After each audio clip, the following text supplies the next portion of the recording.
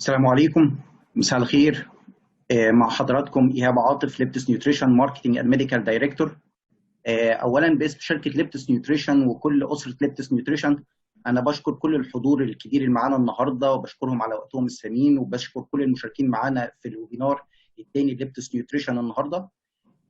طبعا احنا في ليبتس نيوتريشن حتى في الوقت البانديميك تايم والوقت اللي احنا ما كناش قادرين نلتقي مع حضراتكم بشكل فيزيكال ونعمل اي فيزيكال ايفنتس، كنا حريصين طبعا ان احنا نبقى متواجدين مع حضراتكم على هيئه الفيرتشوال ميتنج والويبينارز.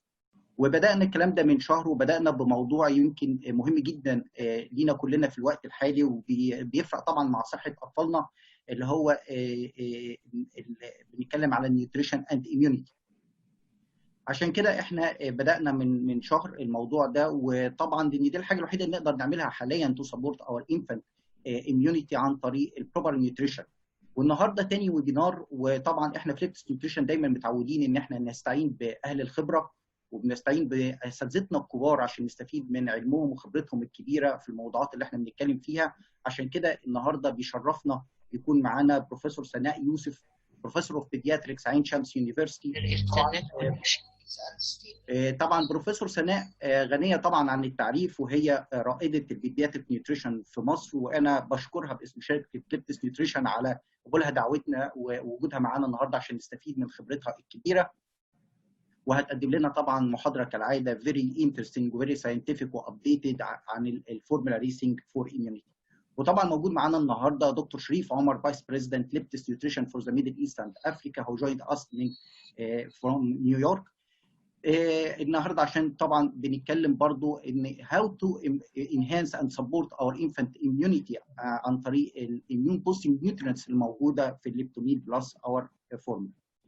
So today our agenda for our webinar today will start with Dr. Sharif Omar and his welcome message. Then Dr. Sharif will discuss how to support and enhance our infant immunity through the important immune boosting nutrients within Liptomid Plus form.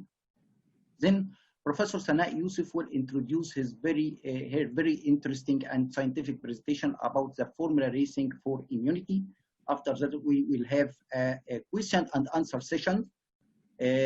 Then final session will be a Liptomid plus interactive quiz. وقبل الكويز طبعا احنا هنوضح لحضراتكم ازاي هنعمل interactive quiz عن طريق الزوم ويبينار. البروسيدر او النظام بتاع الميتنج النهارده، احنا بنطلب من حضراتكم لو في اي حد ليه اي سؤال يبعته فقط عن طريق الكيو اند اي فانكشن الموجوده اسفل الشاشه عند حضراتكم. لما بندوس عليها بتفتح لنا ويندو بنحط فيها السؤال، ويا ريت نوضح ده موجه لانهي سبيكر، بروفيسور سناء او دكتور شريف، وطبعا بنعمل لها سند. ان شاء الله كل الاسئله بتاعت حضراتكم دي بنجمعها وهيتجاوب عليها خلال الكيو اند اي سيشن اللي هتبقى بعد محاضره بروفيسور سناء ان شاء الله. كمان في سيرتيفيكت اوف اتندنس دي هنقدمها لكل الزوم ويبينار اتنديز، يعني كل اللي حضروا معانا وسجلوا وعملوا ريجستريشن في الويبينار، مش طبعا حضروا الريكورد او طبعا احنا قلنا في النهايه هيبقى في انتر اكتيف كويز، والكويز ده ليه 5 وينرز بنقدم لهم فاليبل جيفتس. احنا بنعمل اناونسمنت ده افتر 2 دايز من الويبينار النهارده، لان احنا طبعا بناخد السكور ريبورت من الزوم ويبينار وبنجمع السكور وبنشوف اعلى سكور وبناناونس الوينر عن طريق ليبتس نيوتريشن فيسبوك جروبس، وكمان تيم ليبتس بيبلغ الوينر وبيبعت لهم الهدايا ان شاء الله. مرة ثانية بشكر حضراتكم جميعا على وجودكم معنا وعلى وقتكم الثمين، واتمنى لكم very fruitful and very interesting scientific sessions. بنرحب بالدكتورة سناء معانا. And now we'll start our webinar today with Professor Dr. Sharif Omar. Please, Dr. Sharif. Assalamu alaikum and good evening, everyone. Welcome to all of our attendees from Egypt and Libya to the Liptis Nutrition webinar. Before we start, I would just like to say that I hope and I wish that everyone is safe and healthy during these pandemic times. We know that the COVID-19 virus is wreaking havoc around the world. There is no curative treatment. The treatments that are available now are symptomatic. And so the strength of the immune system is critical to the prevention of the disease and the complications. Now, fortunately, the pediatric population has better outcomes than the adult population. However, the pediatrics is the area where the children can become the vector of disease into the multi-generational families that currently exist around the world. So it's important to help enhance the immunity of these infants as much as we can to help minimize and hopefully avoid a contraction of the virus in order to prevent it from continuing to spread and to infect their adult relatives. And so today's presentation is focused on immunity, and we are very honored to have with us Professor Dr. Sanaa Yossef. Welcome, Dr. Sanaa. It's a pleasure to see you.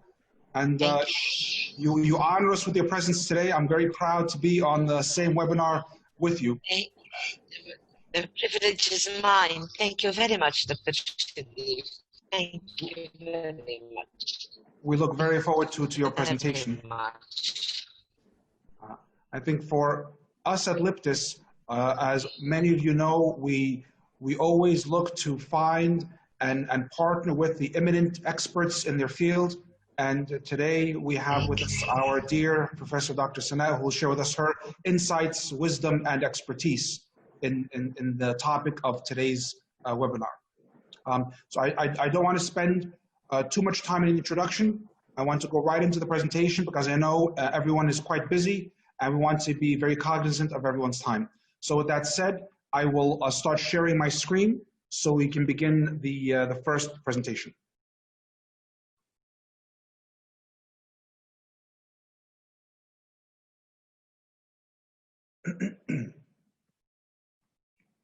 So let's get this started here. So nutrition and immunity is the topic of today's presentation. We know that nutrition plays a well-established role in supporting the immune system. And clinical data shows that vitamins, especially A, C, D, E, the trace elements, zinc, selenium, and others, and omega-3 fatty acids play important and complementary roles in supporting the immune system. And so optimal nutrition status is an important factor for a well-functioning immune system to protect the infant against viral infections. If the intake of these nutrients is inadequate, this can reduce the infant's ability to resist infections, and consequently, this can increase the disease burden. As you mentioned before, with the COVID-19 virus, no human has immunity to this pathogen. And so the best defense at this stage is to have a strong immune system so that the body can mount its own defense if it is exposed to this pathogenic insult. This is the slide that all of you who have attended our sessions know very well. It is how we begin all of our presentations, that breast milk is the best option for infant nutrition. If the mother is able to breastfeed, she absolutely should. There are no nutrients in breast milk that can be duplicated in any infant formula. The protection that is provided by breast milk is second to none. And so if a mother can breastfeed, she should. The reality we know is that over 2/3 of mothers do not breastfeed for the duration of time recommended by the WHO, and this is going to be the topic of our presentation. So when breast milk is not possible, Liptomil Plus provides the unsurpassed alternative. We have our stages 1 and 2 and a LiptoGrow Plus 3 fortified with AADHA, the omega-3 fatty acids, prebiotics, GOS, and the 5 major nucleotides support healthier infant growth and immunity. So when we look at the important immune boosting nutrients, specifically in Liptomil Plus, we have the prebiotics, the galacto-oligosaccharides, the omega fatty acids, vitamin D and C, zinc, selenium, the 5 major nucleotides, vitamin E, vitamin A, iron, and copper with magnesium. So when we look at prebiotics and immunity, recent reports suggest that the COVID-19 RNA can be detected in the stool of some patients.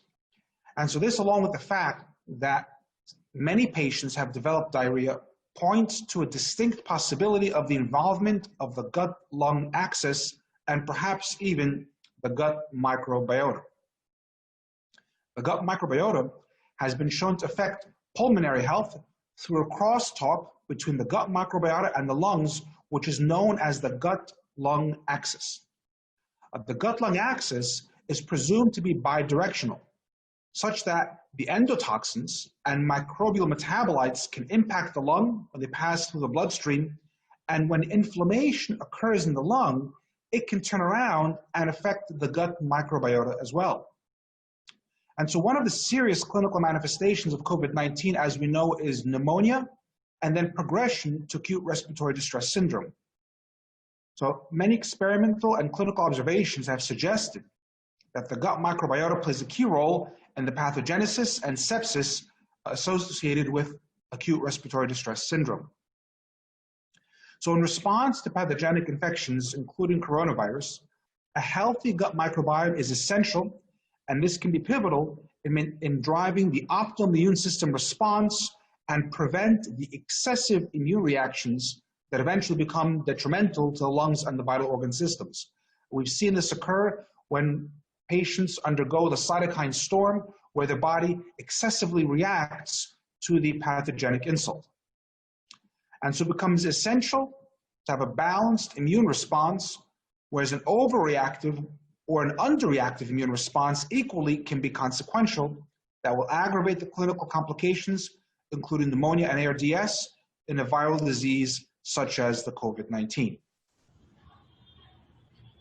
A consumption of the non-digestible carbohydrates of the prebiotics led to reduction in pro-inflammatory cytokine interleukin-6 and insulin resistance. It also increased plasma levels of the anti-inflammatory cytokine and interleukin-10. The beneficial effects of the prebiotics are thought to be mediated by increased production of the short-chain fatty acids, as decreasing the inflammatory response in the lung and strengthening the gastrointestinal-associated lymphoid tissue. And so fiber-rich diets not only change the intestinal microbiota, but can also affect the lung microbiota, which indicates the influence of nutrition on lung immunity. And we know, based on the spike protein adherence to the receptors in the lungs, that is where the human body is most susceptible, not solely, but most susceptible for the COVID attack. Liptomil Plus 1 and 2 and Liptogro Plus 3 contain 100% of galacto-oligosaccharides, the GOS, which reduces the incidence of infection by directly preventing the adherence of the enteric pathogen to the host GI epithelial cell surfaces. In fact, studies show that GOS is the most effective to prevent pathogenic E. coli from adhering to the GI epithelial surfaces, nearly 70% protection. This is versus over 40% in lactulose, less than 30% in inulin, and less than 10% of FOS, fructooligosaccharides, which is used by many other infant formulas. The concentration of GOS in our formulas is about 0.5 gram per 100 cc of infant formula. Now, when we look at the link between omega-3 fatty acids and immunity, DHA, the omega-3 fatty acid, is present at the site of inflammation and is enzymatically converted to specialized pro-resolving mediators, which are known as resolvins, protectins, and maricins.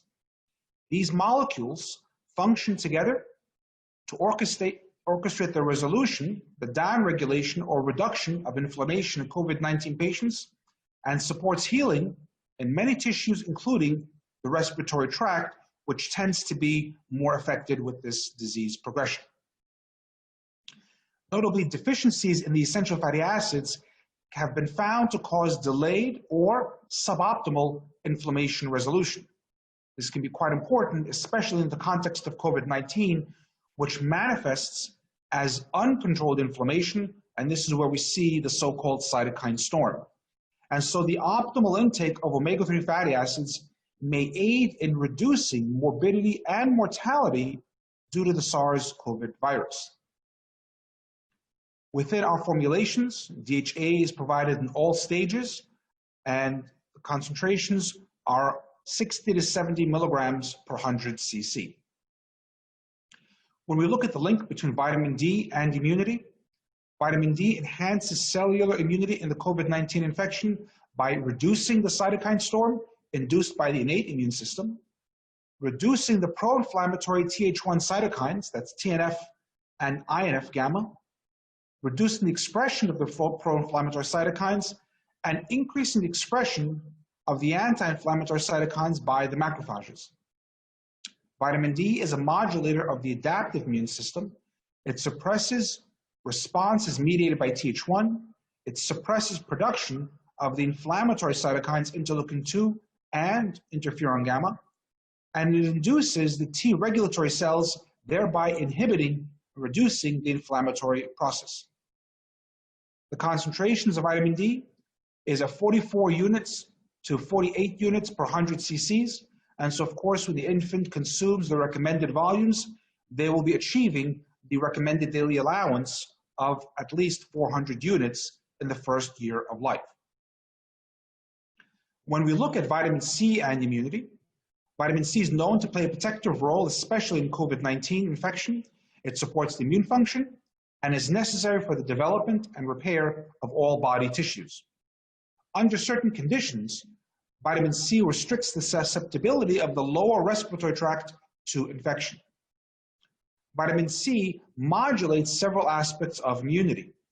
It supports the epithelial barrier function and growth and function of both the innate and the adaptive immune system cells. It supports the white blood cell migration to the sites of infection, phagocytosis, microbial killing, and antibody production. We provide 13 to 15 milligrams of vitamin C per 100 cc, and again, with the simple feeding times for infants in the first year of life, they will quite easily reach the recommended daily allowance of vitamin C consumption on their daily intake. Zinc and immunity. Zinc possesses several antiviral effects for the prophylaxis and treatment of COVID-19 infection. In fact, many countries now recommend zinc as a supplement to be given separately to adults. Infants that consume Liptomil Plus are provided with zinc within the formula. Zinc generates both innate and acquired immune responses. Zinc facilitates the normal function of the innate immune system. Zinc stabilizes cell membrane to help reduce and inhibit the entry of the SARS-CoV-2 virus, and zinc inhibits viral replication by interfering with the viral genome transcription. Zinc is provided at 0.6 to 0.8 milligrams per 100 cc. Again, the infant will easily exceed the recommended daily allowance with regular feeds. Selenium is another important trace element that has a wide range of pleiotropic effects, ranging from antioxidant to anti-inflammatory properties. If the infant has a low selenium status, that's associated with an increased risk of mortality, poor immune function, and cognitive decline, whereas a higher selenium concentration or selenium supplementation has shown antiviral effects regarding COVID-19. We provide 0.9 micrograms of selenium per 100 cc, and this is similar to the concentration that is found in human breast milk. Nucleotides serve as the building blocks of DNA and RNA, including important immune system cells. Nucleotides modulate the immune response against infection through lymphocyte maturation, activation, and proliferation. They enhance macrophage phagocytosis and cause upregulation of antigen-specific Th1 immune response, immunoglobulin G, and enhance adaptive immunity. Nucleotides also stimulate the growth of the beneficial bacteria. Nucleotides have demonstrated strong anti-inflammatory capabilities by causing a downregulation of the potent inflammatory cytokine, tumor necrosis factor alpha, and reversing oxidative stress that is secondary to inflammation. Nucleotides help to seal the loose tight junction within the GI wall. This helps prevent bacterial translocation. we contain over 3 milligrams of nucleotides per 100 cc of formula. Vitamin E improves natural killer cell activity, neutrophil chemotaxis, and phagocytosis. And vitamin E supplementation improves T-cell mediated immunity as measured by the increased production of antibodies. Vitamin A is important for the normal differentiation of epithelial tissue and for immune cell maturation and function. Vitamin A deficiency is associated with impaired barrier function, altered immune response, and increased susceptibility to a range of infections, including COVID-19. Systematic reviews and meta-analysis of trials in children with vitamin E supplementation report reduced all-cause mortality, reduced incidence, morbidity, and mortality from measles and from infant diarrhea, and improved symptoms in acute pneumonia. This, in fact, is a study published only recently in the British Medical Journal of Nutrition, Prevention, and Health, published this year, 2020. Iron is important. Sufficient supplementation boosts the immunity by building and strengthening both the first and second lines of defense against infectious agents. That's the innate and the adaptive immune systems. By causing maturation, activation, and proliferation of lymphocytes and macrophages, limiting the availability of iron for disease-causing pathogens such as bacteria and viruses, which can use iron for growth and colonization, and enhancing cellular response to bacterial and viral influx by activating various cellular cytokines to optimize immune response against infection. Copper is another element. This is involved in the function of critical immune cells, including T helper cells, B cells, neutrophils, natural killer cells, and macrophages. These immune cells are involved in the killing of infectious microbes, in cell-mediated immunity, and the production of specific antibodies against the pathogens. So enrichment of plasma copper levels helps to boost both the innate and adaptive immunity. Copper can kill several infectious viruses, such as bronchitis virus, poliovirus, HIV type 1, and other enveloped or non-enveloped single or double-stranded DNA and RNA viruses. In fact, there was a study here in the US where they looked at the duration that a virus can survive on copper, and it was found that the copper helps to destroy the surface tissue of the virus in a much shorter time. Copper-deficient humans show an exceptional susceptibility to infection due to the decreased number and function of these blood cells. Magnesium is important in maintaining endothelial function and vascular integrity. Magnesium maintains proper lung function and reduces the risk of airway hyperreactivity and wheezing. Deficiencies in magnesium can induce a pro-inflammatory phenotype, which can increase the release of chemokines and cytokines, as well as increase thrombogenicity. And so subtle chronic magnesium deficiency might create a favorable microenvironment for the COVID virus to promote thromboembolism. And we've seen results of autopsies on patients who've succumbed to the COVID virus that there are coagulation taking place in all organs of the body. And so this virus does wreak havoc on the body's ability to coagulate. It creates a hypercoagulable state. And so we want to avoid every aspect of what we know of how this virus works by enhancing the immune system to prevent these environments. And so Liptomil Plus and Liptogrow Plus 3 provides balance, protection, and progression. We have the prebiotics to stimulate the growth of beneficial bifidobacteria, and GOS is the closest to the human milk oligosaccharides.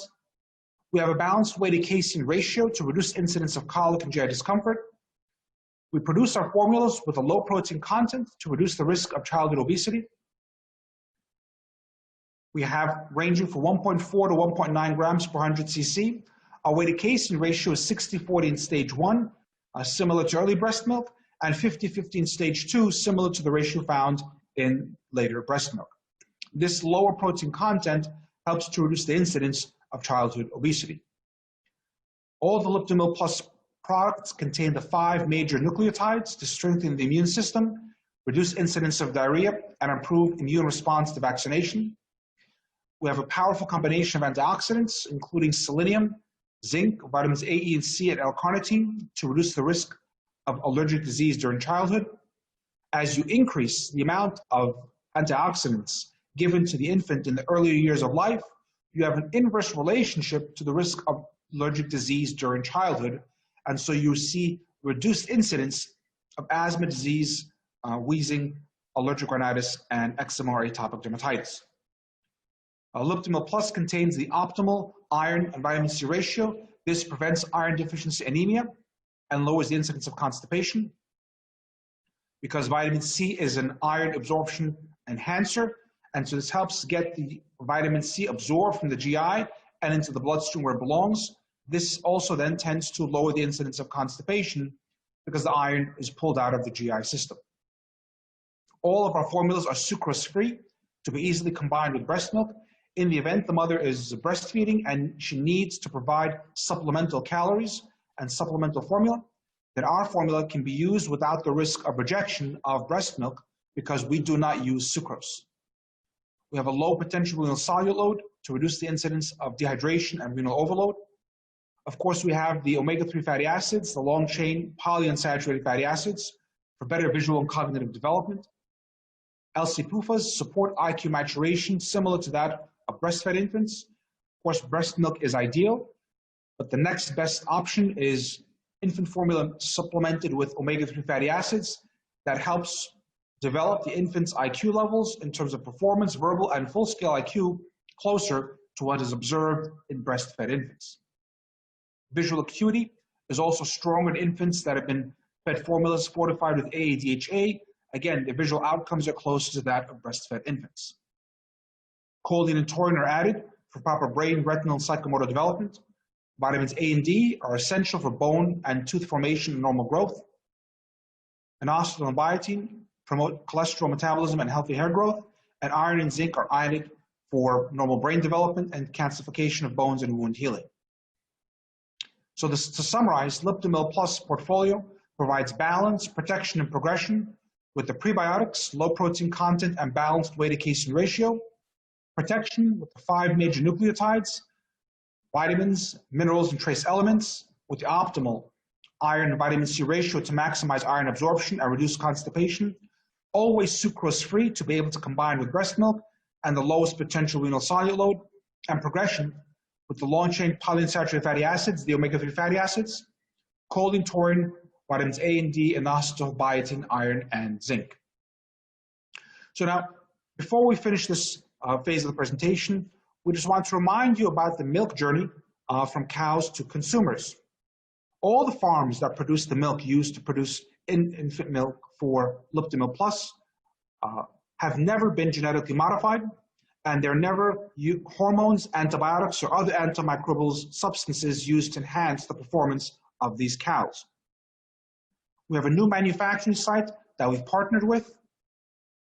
It's located in the Normandy region of France, which used to be Europe's largest wetlands until the sea retreated.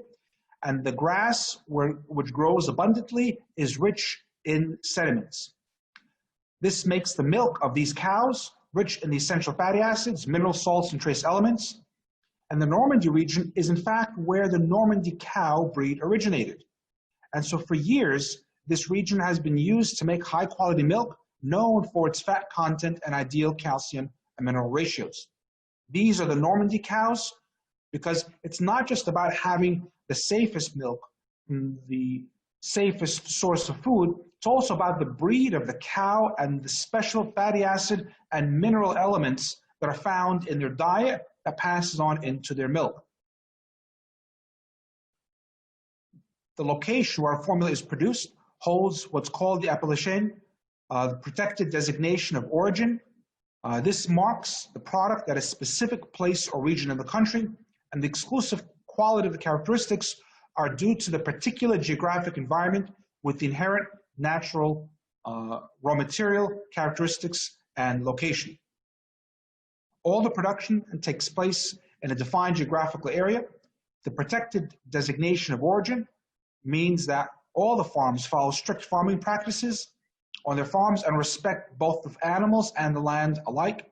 Here, the farmers own the dairy farm, it's a cooperative, and the strict quality standards are even stricter when you have the farmers as the owner of the dairy processor where the infant formula is produced. Over 700 dairy farmers own the manufacturing site in Normandy, France. The milk powder is sold in over 40 countries around the world, with over 60 years of experience and know-how in infant formula production. From the moment the milk is collected until the finished product is made takes about 72 hours, and this rapid processing guarantees excellent conservation of the milk's nutritional qualities and allows the guarantee of both the labeling and intrinsic qualities of the product. Throughout the manufacturing process, over 250 analytical tests, physical, chemical, bacteriological, are conducted on each batch to ensure Liptus nutrition products meet the strictest global standards. The entire manufacturing process is controlled from the central control room, starting from the milk intake to the analysis, to the mixing, to the concentration, to the drying, to the production, and finally the release after all the analyses take place. Liptus Nutrition provides the highest quality premium infant milk formula with added AADHA, prebiotics, the 5 major nucleotides, and all essential nutrients and trace elements required for healthy growth and development of infants. We'll pause here for a moment to switch over so we can play for you a brief company video.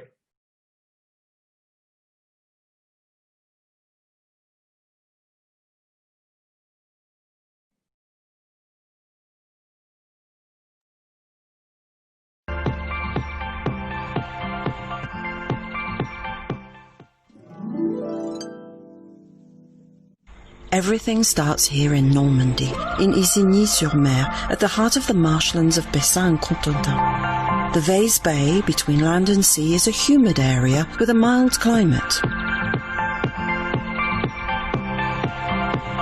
In winter, the water covers the marshland, then leaves again in spring.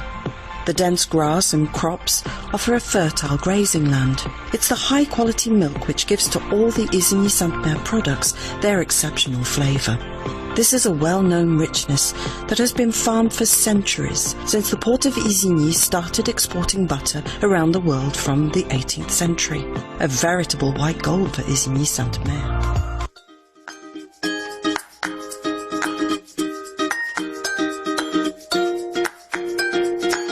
It's the expression of an intimate link between the product and its land of origin.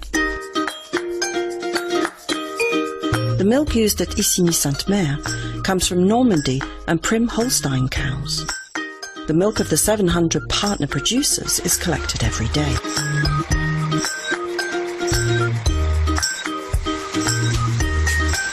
Upon arrival at the plant site, milk is identified, controlled and analysed. The milk from each truck is sent to a tank where it is stored according to its characteristics: protected appellation of origin, organic, or another specific collection. It is also skimmed before being sent to the different factory workshops for processing. It's thanks to this technology, know-how, and food safety, together with quality natural raw materials, that Isigny-Sainte-Mer has diversified into the production of formula milk for babies. This is a very specific industrial process.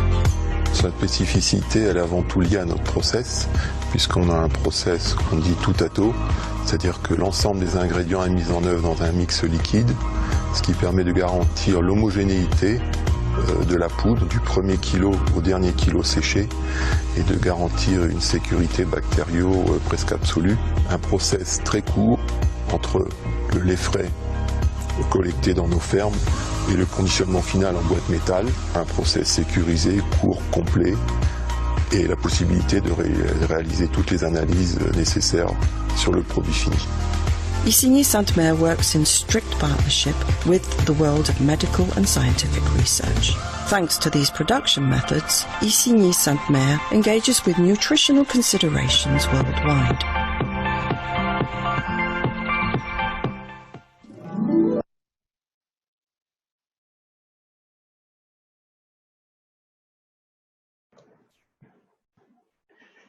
Thank you, Dr. شريف. دلوقتي معادنا مع بروفيسور سناء يوسف and very scientific new and interesting presentation about formula racing for immunity. اتفضلي يا دكتور سناء. Thank you very much. السلام عليكم. أولا good evening everybody.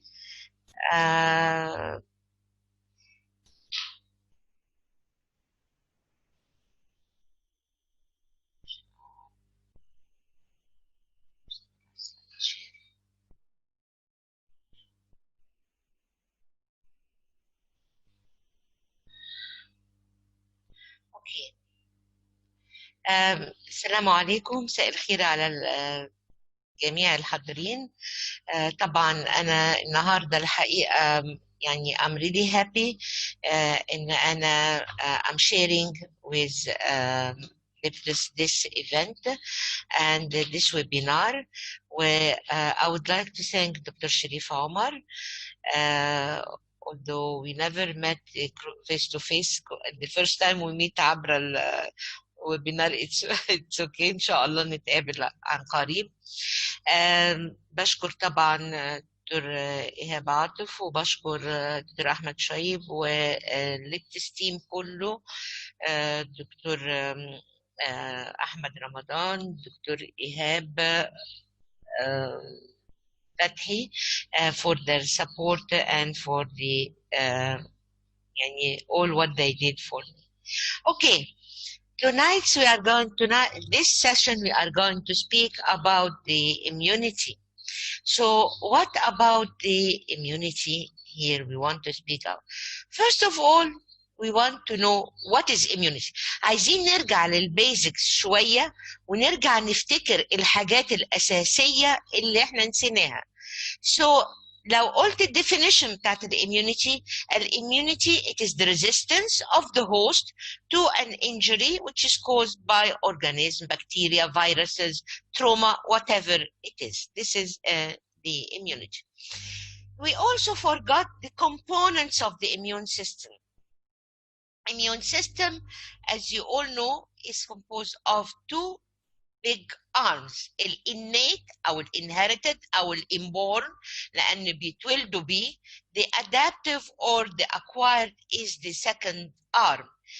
الفرق بينهم إيه؟ What is the difference?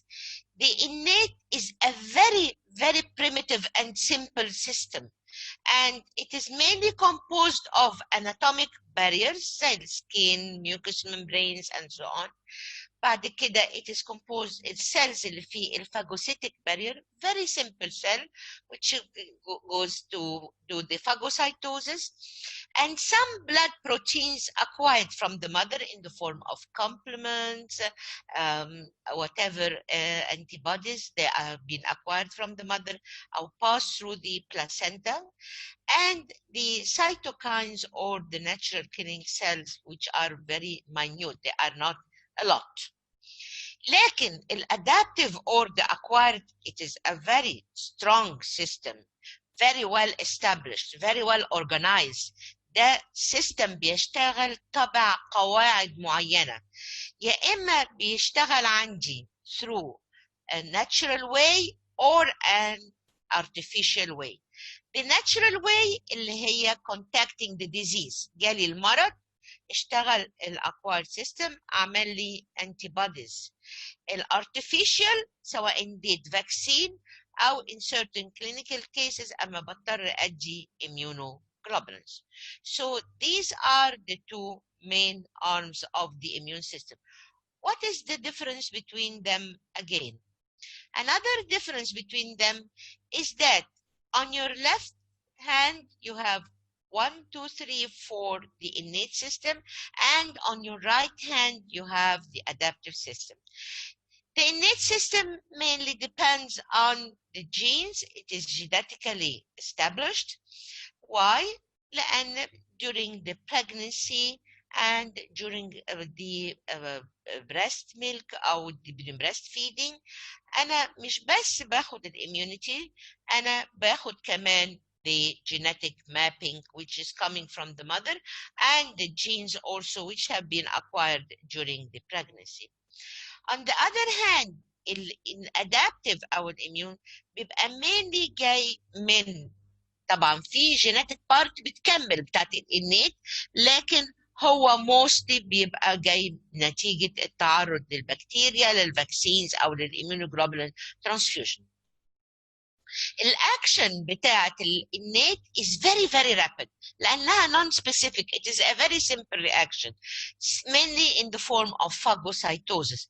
لكن الرياكشن بتاعت الانيت او الادابتيف تبقى slow لان it has to go to look for, it is either the first exposure, so it has to go through many steps until the antibodies are formed, or it is calling the memory cells and tell them to produce the antibodies on a second exposure. So as you see here, the innate immune system does not have a memory, while the adaptive has a very good memory. So these are the differences between. Now, how the immune system is programmed, this is a step I want you all to take care of it. أنا ببتدي دايما بالإنيت اللي بيتحكم فيه two main factors, الجينيتك factor والenvironment. وأعني هنا بالenvironment اللي هو close to the mother لأن ده الenvironment اللي عاش فيه الفيتس لحد ما he was born. So this environment بيكتسب فيه many things from the mother. It should be a healthy environment. And at the same time, you have the adaptive system. Also, it is mainly through the genetic make up بتكمل، لكن بيعتمد هنا أكتر على الميكروبيوتا، هي الانفايرمنت بتاعه. إزاي الميكروبيوتا مكملة معايا through my stages of life. السهم حضراتكم اللي ما بين الانيت والادابتيف، الانيت سيستم ما بيروحش، بيفضل معانا طول العمر. لان انا الحقيقه فوجئت ان في ناس تعتقد ان الانيت ده for مثلا months or a year and then it disappears and then the adaptive takes the upper hand. No, they are both present for life, and when the trauma or the injury is very heavy or very strong, الانيت بيبعت message للادابتيف to back him up, to support him، تطلع له بقى هو مش قادر على هذه الحرب، فبيبعت له ايه مؤن وبيبعت له جنود تانيين to support him to fight with him this fight against the infection. مين اللي بيتحكم في الانيت اكتر وبيتحكم في الادابتيف؟ It is mainly the nutrition. Why? The nutrition is the main environment you are dealing with. لأن after the baby is born, you have 4 big miracles. في first 1000 days، أول 1000 يوم، وطبعا سمعتوا عنهم كلام كتير واتكلمت ناس كتير عنهم وأساتذة كتير في المحاضرات، لأن دولت الفاونديشن، الأساس، دولت عمود الأساس أو الأساسات بتاعت البيت اللي هيطلع. لو الفاونديشن ديت مش معمولة صح، definitely البيت ده هيقع. So the first 1000 days, they are very important for the physical growth, for the cognitive growth, for the immune maturation, and digestive system maturation and function also. كل دولت بيبقوا supported by whom? They are mainly supported by the optimized nutrition. So the nutrition is the core of your life. It is the core of all major functions for health, for any living body. Now you have the first 1000 days. احنا اتكلمنا عليهم ليه؟ لأن هم الكريتيكال ويندو اوف opportunity. هي الفترة اللي أنا بنتهزها عشان أحط فيها كل الحاجات الكويسة، أزرع فيها اللي هحصده بعد كده later in life. So this window of opportunity, 80% of it depends mainly on the nutrition, as you see, and only 20%. And only 20% on the gene. So the environment is very impactful. له تأثير قوي جدا in later life than your genes and even now، لأن هو اللي هيعمل لي النيوتريشن proper nutrition من أول الأم اللي هتبقى well nourished on good basis healthy eating habits، بيبقى عندها good microbiota، هتtransfer them to her baby during pregnancy. Microbiota has been found on the placenta and in the amniotic fluid, and then during delivery, during the passage of the birth canal, the second step بياخد فيها الميكروبيوتا من الأم، and then through the contact on the skin بياخد تاني microbiota from the mother, and then through the breastfeeding and the maternal-fetal circulation. So the biggest part comes from the mother. Then how do I continue بقى? This is the second step. How do I follow? هكمل معايا with this child. How I will follow him. Of course, we all know the unique value of breast milk. It is non-disputable. لا مجال للنقاش فيها. بتدي البيبي the best possible start. هو زي الباور هاوس، زي الجنريتور اللي بيدي الطاقة لكل السيستمز الكويسة اللي في البودي تشتغل and to function properly لو اداها a good energy. So it supports a strong immune system and it helps the child's IQ طبعا, and that is why infants who are breastfed they have a better IQ. مش بس لأن أنا عندي مش بس through the elements in the breast, but through supporting the proper immunity from the proper function of the GIT when you have the good microbiota, because you have the microbiota gut-brain axis. Now, الميكروبيوتا أصبحت الآن manipulating all the important systems of your life. And what manipulates the microbiota? المؤثر الأول والأقوى على الميكروبيوتا هي النيوتريشن. طبعا breast milk gives the mother the best physical growth. في الايديال وورد في العالم طبعا المثالي بتاع زمان اللي انا عشت فيه الحقيقه كانت every mom should breastfeed her baby until at least the first birthday or even beyond. لكن in the real world, because now the world has changed, mothers are working, mothers or they are spoiled طبعا ما عندهمش فكرة عن أي حاجة في الدنيا. So this is not the case. It is different now, and sometimes you have to go to other options. Why? So what is in the breast milk? ايه اللي في البريست ميلك اللي كلنا بنحاول نوصل ان احنا نعمله؟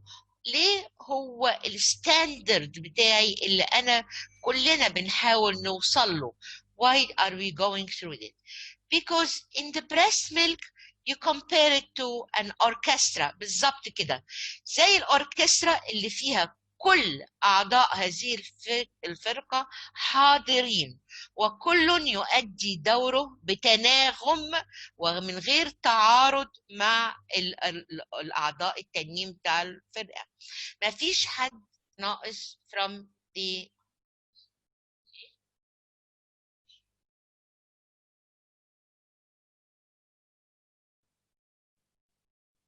ما فيش حد ناقص من الفرقة دهيت.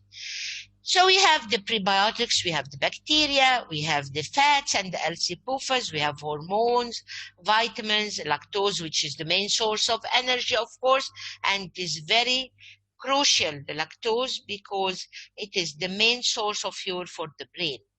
We have living cells, we have proteins, nucleotides, minerals, plus the water. Don't ever forget it for dehydration. لكن all this is present in simply one drop of milk.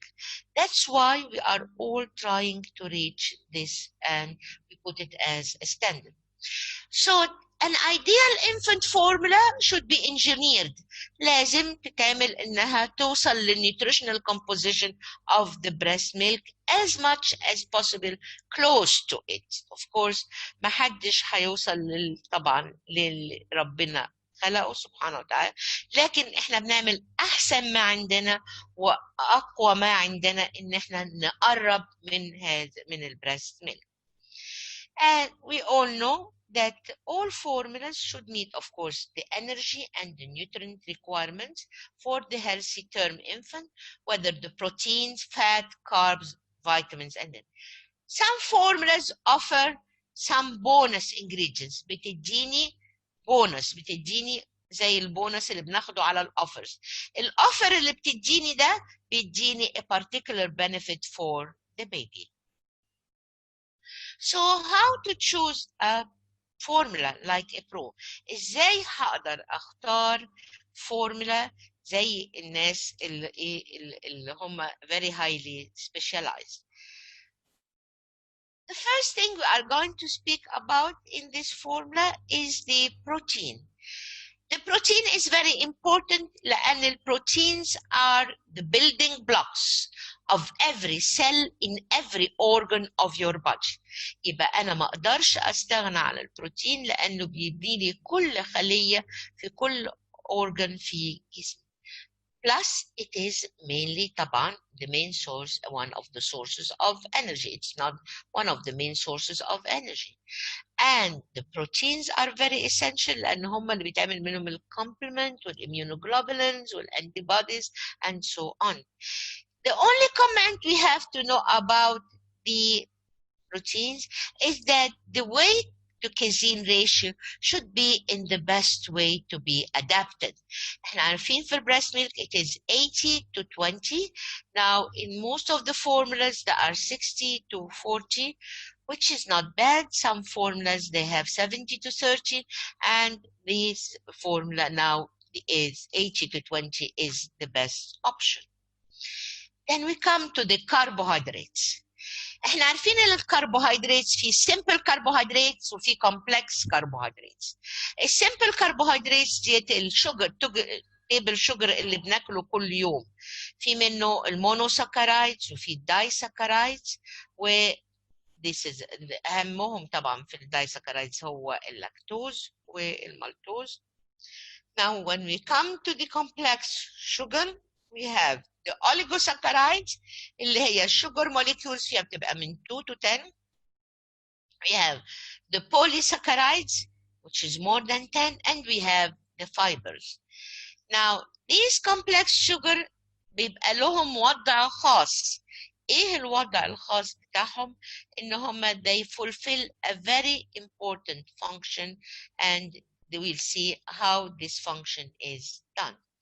So we never forget that the lactose should be the main carbohydrate. الاوليغوساكرايدز اول حد اتكلم على الاوليغوساكرايدز كان جيبسون وروبرت فرويد in 1995. حطوا كرايتيريا، لقوا ان في فايبرز وفي كربوهيدرات معينه ستارش والفايبرز والحاجات دي بتشتغل a very good function الاوليغوساكرايدز دولت، وسموها البريبيوتكس وحطوا لها كرايتيريا سموها الكرايتيريا of eligibility. إذا لم تتوافر هذه الكرايتيريا في هذا المنتج ينتفي عنه كلمة prebiotics. 2016 الانترناشنال سوسايتي والانترناشنال ساينتفك اسوسيشن اوف بري اند بروبايوتيك حطت نفس الكرايتيريا بالضبط بتاع جيبسون اند روبرت فرويد، ولم تضيف لها جديد ولم تلغي منها اي شيء، ما زالت هي الكرايتيريا of the prebiotic eligibility. أول حاجة they should be non-digestible ingredients. يعني إيه؟ حاجة من أول ما أحطها في بقي لحد ما توصل للcolon which is the site of function, it is unchanged.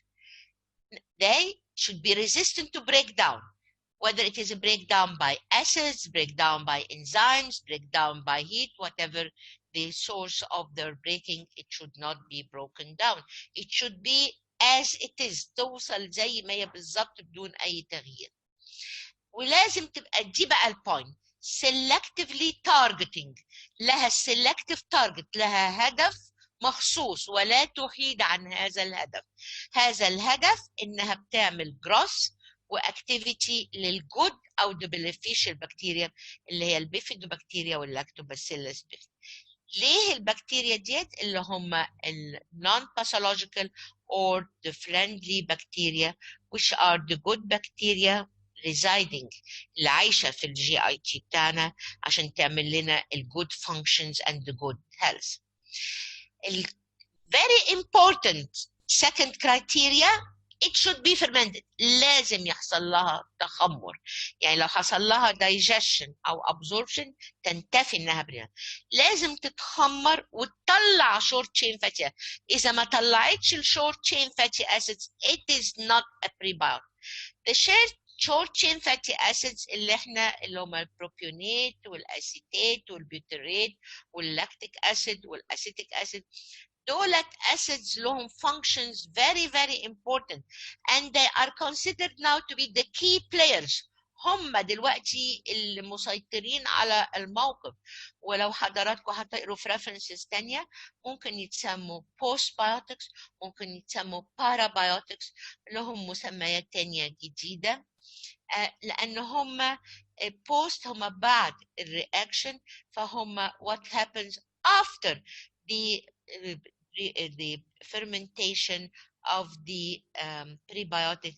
This is the end result of this fermentation and they are the short chain fatty acid or the postbiotic. لو البوستبيوتكس دي بتشتغل على CNS specifically بنسميها psychobiotics. Many nomination. It's a very interesting world of prebiotics. الاند ريزلت بعد ما حطيت لها الشروط دهيت الاربعه ولازم يبقوا فولفيلد، انها لازم تجيب لي تبقى الايفكت بتاعها a good effect on the general health and well-being on the host، سواء كانت الاميونيتي or the digestive system or the bone density. عارفين in combining the prebiotics with calcium gives the best absorption for the calcium. We mentioned this before and there are many products on the market in برا مصر فيها combination بين البريبيوتكس والكالسيوم for better absorption and function. It has a role in obesity weight management لأنها بتغير الميكروبيوتا. لو هي مش موجودة the unhealthy microbiota اللي بتطلع هي ديت دايما اللي بتشتغل على الobesity and دايما obese infants they have a different microbiota than the lean persons and of course the brain health. في عجالة and in a nutshell البريبيوتكس what is their function؟ أول حاجة هي لما بتوصل بتعمل لي هي الفود. The pre is before, bio is life. فما أحتاجه قبل الحياة. Pro is what معناها for, bio life. فالبري what I need before the for life. فإذا دايما تسبق البريبيوتك تسبق البروبيوتك. أنا محتاجاها عشان أعمل أول حاجة الجات مايكروبيوتا development of the good microbiota. I gave them the food، اديت لهم الأكل اللي بيحتاجوه، الأكل الصحي الصح، بالتالي هم هيبقوا healthy كمان. لما بوكل أي حد الأكل الصح بيبقى healthy.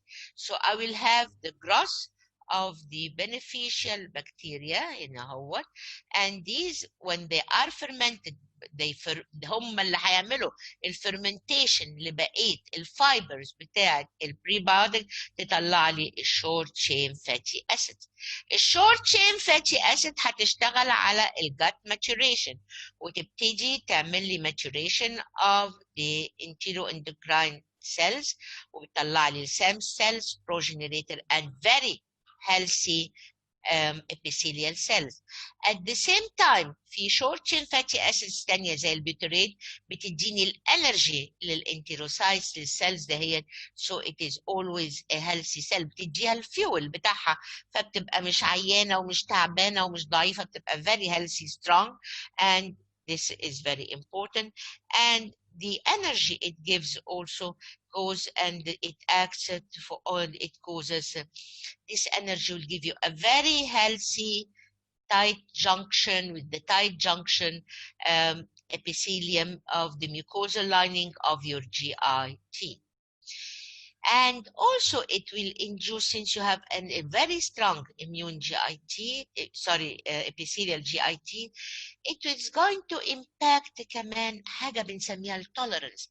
التولرنس هو التعود اللي هو بنعالج بيه دلوقتي الكوميل الالرجي وكل الالرجيز، اللي هو بدي كميات صغيرة.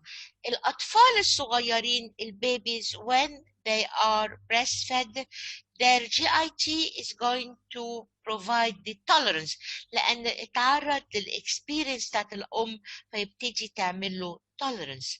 And this is the idea which was taken again to use these prebiotics to initiate the tolerance in the GIT of the non-breastfed infants. Then the metabolic effect improves the nutrient absorption. عندي healthy epithelium فبتخلي الابsorption excellent, and when the absorption is excellent أنا كده عندي a very good again epithelial mucosa. Then it causes the maturation. بصوا بقى بتشتغل على الاميون سيستم اهو. عندنا في الجي اي تي 80% of your immune system lies in the GIT. في tall cells, dendritic cells, M cells, Peyer's patches. Apart from these, all 80% of your immunity resides عايشة في GIT. So if you start with the right step, with the right food, with the proper nutrition for your GIT, you have a healthy immune system. If you use it wrongly أو أحط له nutrition غلط, I will lose the immunity. When they reach the dendritic cells, they stimulate the native T cells, there is differentiation, they induce the tolerance, and they induce also the production of the secretory IgA اللي هيروح يعمل لي حماية على surface of the cells. Now, the secretory IgA as well as the healthy cells الاتنين مع بعض بيعملوا لي protection from the pathogen. ليه؟ أنا الأورجانيزم علشان يعمل functioning ويبتدي إن هو يدخل التوكسينز ويعمل destruction في التيشوز بتاعتي, it has to adhere to the mucosa. If I prevent this step, then it will never be done. هنا, the prebiotics, first of all, they present for him an alternative misleading site receptor, بتديله receptor misleading يشبه الجلايكوزيليتد receptor اللي على الابيثيليوم, فبيروح البكتيريا او الفيروس تمسك فيه, and so it is never attached to the mucosa and it cannot start the process of destruction. Plus the fact that I have a very high secretory IgA which will counteract the function of the again السكريتري اللي نفد من الريسبتور مش هينفد من السكريتري IgA, واللي نفد من الاثنين مش هينفد من حاجه اسمها الميوسين, لان انا عندي الشورت تشين فاتي اسيد بيزودوا الميوسين لاير, بيخلي الميوسين لاير تخينه بتبقى عامله زي الشبكه بالظبط بتلقط اللي وقع منهم, and so it is very difficult for the organism to reach the GIT, the mucosa, to be healthy. Then it controls the motility. بتخلي الموتيليتي, الإليوكولونيك valve motility is very well organized. لا too slow عشان ما يحصليش constipation, ولا too rapid in cases of diarrhea. It controls it perfectly, and this is due to the fiber function. So the prebiotics and the immune modulation is an effective nutritional strategy. Now, when you have the dietary fibers in short, to summarize, they are fermented, and by the good bacteria, they produce short-chain fatty acids, and these short-chain fatty acids هتشتغل في two sides. هتقلل الأسيديتي, which is very important. It kills the bacteria. وبتزود لي mucin production, so I do not have a bacterial translocation. I have a strong, healthy mucosa, especially the gut layer, gut-associated lymphoid tissue, and it is going to improve and prevent the dysbiosis. On the second arm, تعمل لي تشتغل على local immune system والinflammatory، بتزود لي number and differentiation of T regulatory cells, and it presents the link between the bone marrow, the gut, and the lung, and accordingly it is going to prevent the dysbiosis. ما هو الديسبيوزس؟ زي ما حضراتكم شايفين في السلايد دهيت، this blue line is for immune homeostasis. أنا عايزة الجي اي تي يبقى عندي جواه immune homeostasis، يعني في stability، لا عالي قوي ولا واطي قوي، وبالتالي لو حصل أي disturbance هيحصل لي مشكلة. مين اللي بيحافظ لي على الاميون هوميوستاسيس؟ البريبايوتكس، لان البريبايوتكس بتديني الفود فور ذا جود بكتيريا، تديني a good balance، the balance between the good bacteria and the bad bacteria. طالما good bacteria they are having the upper hand still، يبقى هم انا am on the healthy side. if they go to the لو راح قلت الجود بكتيريا وابتدت تعلى نسبة الباد بكتيريا، ده اللي بنسميه dysbiosis، disturbance، disequilibrium in your GIT, and this dysbiosis is going to lead يا إما under reaction يا إما over reaction. ليه؟ لما بيكون عندي الاميونيتي السيلز اللي جوه البكتيريا اللي جوه الجي اي تي they are not the good one, then I really have a problem in the balance, and so this is what happens. dysbiosis علشان امنعه وامنع الاوفر رياكشن او الاندر اكشن بستعمل الفانكشنال فودز، ودي documented in many recent studies 2020 the effect of the functional foods and the prebiotics on the immunity of the GIT. Whether you supplement it as a part of the treatment modality or for a part for prophylaxis، بتشتغل في الناحيتين البريبايوتكس، لأنها زي ما قلنا بتقلل البرو انفلاماتوري سيتوكاين انترلوكين 6 وبتزود لي الانترلوكين 10 which is very important, and this gives you, it helps in the modalities for better and faster recovery. And when on the other hand is taken to boost the immunity, then this is going to cause a resistance to infection and you are a little bit far away from the severe infection. يبقى هي دورها محوري. One of the reasons of the abnormal overimmune response lies in the GIT. الاوفر رياكشن سايتوكاين ستورم اللي حضراتكم كلكم بتتكلموا عليها جايه اساسا من الجي اي تي، لان في ناس كتيره ليه في ناس بيجي لهم uncontrolled inflammation غير الناس التانيه، ده بيعتمد على الجي اي تي والميكروبيوتا اللي عايشه هنا. دكتور شريف ذكر الميكروبيوتا جات لانج اكسس. الميكروبيوتا جات لانج اكسس ده هنستعمله بطريقتين.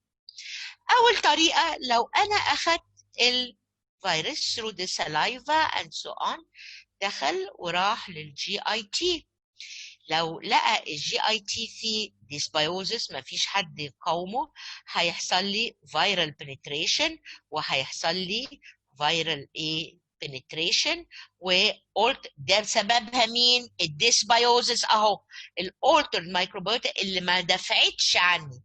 لما ابتدى يبوظ لي السيلز وعمل لها penetration and he started to kill the cells, I will have a big gap between the cells, I will have increased permeability, leakage syndrome, viral replication, and massive cytokine production, multi-organ affection, and multi-system failures. On the other hand, لو أخدته عن طريق الانهيليشن وابتديت باللنج، أنا هنا هو وصل أهو لللنج في الآخر بس جاي عن طريق الجي اي تي والبلاد سيركيليشن. لو أخدته عن طريق اللنج بيحصل إيه؟ اللنج هيبقى عندها اللي فيها مايكروبيوتا بتاعتها على فكرة and they have an antiviral immunity and when it is lost, you will have increased inflammation and lung infection and lesion. And the mucosal immune barrier is disrupted in GIT. بيروح للGIT عن طريق ايه؟ عن طريق البلاد ستريم أو عن طريق الليمف. It is bi-directional. It goes here to here and here to here and vice versa. بيشتغل في الاتجاهين. هيروح الGIT طبعا هيعمل لي dysbiosis. بالذات it will affect the ACE inhibitors, and this is going to lead to impaired systemic and antiviral immunity, وبتعمل لي affection of the other organs, وبتعيد السايكل الثاني عن طريق الGIT. So eventually what is the most important point؟ يبقى إذن هو مربط الفرس عندي أو البيلر بتاعي الأساسي هي الدايت. والدليل على كده إن في some patients زي ما الدكتور شريف قال they have diarrhea، ودي بالذات في الأطفال عندنا معروفة they presented with diarrhea في الأول وكنا مستغربين، لكن and the virus is detected in the stool, and this is definitely the proof in there is an involvement of the gut-lung axis and the gut microbiota also. We know that the infected cells بتحاول تجري تتكاثر والhealthy cells بتحاول تتكاثر. المشكلة إن عندي نهوت الجلوكوز ميتابوليزم. الهاي ليفلز اوف جلوكوز بتطلع لي انزيم اسمه OGT بيطلع لي signaling molecule protein signaling IRF5 مش مهم، هو ده اللي بيعمل لي السيتوكاين ستورم. يبقى نوع الكربوهيدرات اللي انا هحطه في inside the mouth and the GIT of my child, the best it is the better I have. ما احطش بقى جوه الفورمولاز. If I use a formula of the use of prebiotic, it's the best carbohydrate. It will give me a very good result لأن هتديني good microbiota. غير لما أحط حاجات من مش عايزين نذكر كل الحاجات، لكن في حاجات من أنواع الشوجرز ممنوع تتحط في الفورمولاز، أو if they are involved in the formulas they should be in very minimal amount عشان أنا مش عايزة sugars as sugars. People die of the COVID pandemic. They are usually more harmed by the immune system than by the virus itself. طيب هنيجي للألسيبوفا. ده in short about the prebiotics. We can have the prebiotics دي محاضرات ومحاضرات. It's my passion and يعني that is حقيقة it's I worked on it for يعني اشتغلت عليها فترة طويلة وهي لها very beneficial effect فعلا. الاميون ريسبونس زي ما قلت لحضراتكم قبل كده هو عباره عن كاسكيد اوف ايفنتس كلها بتبقى تريجر باي حاجه مؤذيه نوشس تو دي بادي.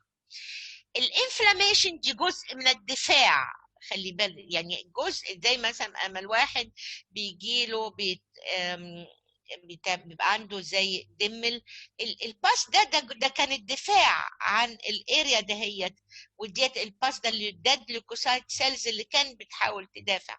لكن so it is help it is a trial to heal.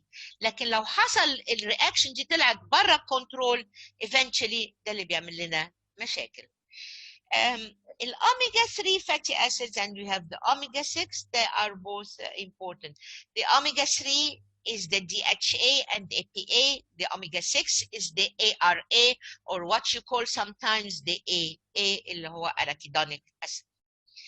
There should be always a balance between the both of them, and the omega 3 itself is present in the cell membrane.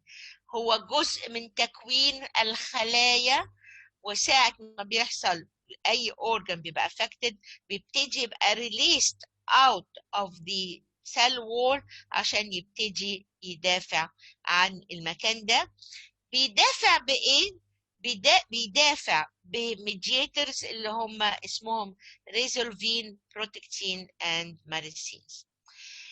الاميون سيستم reacts differently حسب كمية الأوميجا اللي عندي أو سواء والريشيو بين الأوميجا 3 والأوميجا 6 in the cell membrane لازم تكون ريشيو معينة. So the LC بوفا بتعمل لي ايه في الاميون سيستم in general؟ بتشتغل على الامنيت اللي احنا مش عايزين ننساه انه موجود معانا العمر كله، وبتشتغل على الادابتيف. البلو اروز اللي هي بتعمله so it increases the phagocytosis and it is very important الحقيقة for the T regulatory cells and the IgM production. It works on all of them. ما هو بيشتغلش لوحده، بيشتغل in combination مع حاجات تانية. نيجي نقول طيب الأوميجاز بيعملوا ايه في الجي اي تي؟ نبتدي تاني من أول الجي اي تي. كل قصة هتبقى دايما بدايتها في الجهاز الهضمي or the gastrointestinal tract. In a normal person on your right hand على ايدي اليمين البلو colored part of the slide هنا الالسي بوفا supplementation.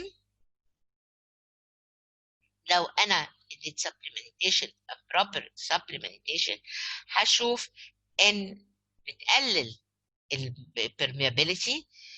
يعني هي دلوقتي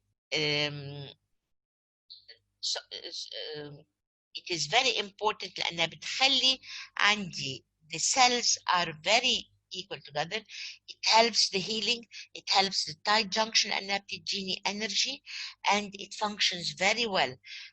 أنا نفسي أهو دولت راح فين الصغيرين دولت راح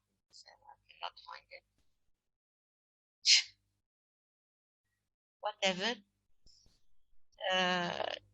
The small violet lines are, these are the LC PUFAs and these are the healthy bacteria. How the healthy PUFAs, you see, they go into the cell, inside the cell, they allow the tight junction, and here they allow the goblet cell to mainly produce the mucin, the goblet cell to produce the mucin here, and the dendritic cell, they function properly, and they are going to stimulate the T regulatory cell, and you have the tight junction and the healing. هتشتغل كويس جدا سواء على السيرفس بتاعة الميوكس لاير أو جوه على الإميون سيستم. لو هي بقى مش موجودة وعندي الفيروس أهي، تيجي الجنكشن بين السيلز تبعد، فبقى عندي فراغ بمنتهى السهولة أي فيروس أو بكتيريا أو أورجانيزم يخش in between ويخش يعمل لي مشكلة هنا على الإميون سيستم، وبتزود لي البرو انفلاماتوري سايتوكاينز هنا اهو والأوكسيديتيف ستريس and decreases لأنها قللت التايت جنكشن والهيلينج. هنا بالعكس شايفين الجنكشن يعني عاملين لها stitches مع بعضها ازاي. So this is the role of the omega in the GIT غير الرول in general on the immune system. And accordingly, many randomized control studies showed the positive influence of PUFA on the infants. بالذات كان في study large non-open non-randomized على 1342 أخذوا فورمولا فيها DHA plus ARA versus a formula control formula, and there was at the end the infants who received the supplemented formula they had an upper airway infection incidence كانت much less on the 1 month وعند 12 months, والincidence في النك كانت أعلى جدا في النون supplemented 44% versus 14% اللي خدوا formula supplemented بالأوميجا. Now الانتاك of the omega بتقلل الموربيديتي والمورتاليتي في السارس كوفيد 2 عن طريق زي ما قلنا الريزولفين والبروتكتين والمارسينز together. They function together, بيعملوا support للريسبيراتوري تراكت بيقفلوا على الانفلاميشن. الناس اللي عندها decrease or severe deficiency of the omega, usually they can be much more subjected to the cytokine storm and a very heavy, very strong inflammation, uncontrollable. So the providing of DHA, DARA in infant formers levels to those close to the human milk helps formula-fed infant to compensate for the potential immunological disadvantage compared to breastfed infants. لو جينا للفيتامين D, الفيتامين D receptors are present on every cell in your body. في vitamin D receptors in the brain, في vitamin D receptors in the lung. Every cell in the body has vitamin D receptors. عشان كده ابتدوا دلوقتي يعتبروا ان الفيتامين D ده هو it is a very strong and potent immune boosting product or immune boosting vitamin. هو بالذات كل الشغل اللي طلع عليه في respiratory tract infection, which is, and this is a meta-analysis how it functions in the respiratory tract infection, and now we see how it functions. Vitamin D modulates both the innate and the adaptive immune system. بيشتغل السهم اللي آخره راس زرقاء. This is the function of the vitamin G. السهم اللي آخره بار حمراء يعني هو he blocks this function. So it blocks the cytokine here, the interleukin 6, 12 tumor necrosis factor alpha. It blocks the CD19. It blocks the TH1. It blocks the TH17. It blocks the dendritic cell maturation. Okay, very well. لكن on the other hand بيعمل ايه؟ بيعمل لي antimicrobial response, chemotaxis, phagocytosis. بيشتغل على ROS, reactive oxygen species. It helps in the macrophage differentiation, and it also helps the T regulatory cells اللي هي هتعمل لي البالانس بين ال TH1 وال TH2 to keep a good balance between both of them. Mainly this function is done through the CD4, لكن it blocks here the hyperimmune or overreactive functions. In the GIT بيعمل ايه الفيتامين جي؟ الفيتامين جي بيعمل لي حاجة اسمها بيطلع antimicrobial peptides. These are known